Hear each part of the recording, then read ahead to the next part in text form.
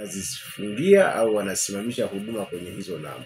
Kwa hiyo tunavyosema sitapeliki, maana yake unakuwa mjanja zaidi.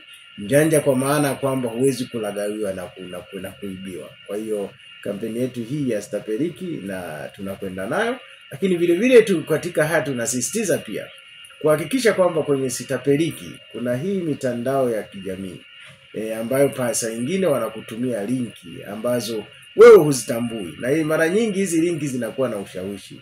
Zinaonyesha kabisa kwamba wewe utapata pesa kiasi fulani, au utakapobofya hiyo linki unakuwa umetumiwa itakushawishi wewe labda kupata bando la bure au vitu vingine ambavyo vinavutia. Kwa hiyo wewe sema sitapeliki kwa sababu ninajua hii linki ulionitumia ni linki ambayo inaenda kuingilia mfumo wangu wa mawasiliano labda ya WhatsApp na kurasa zingine.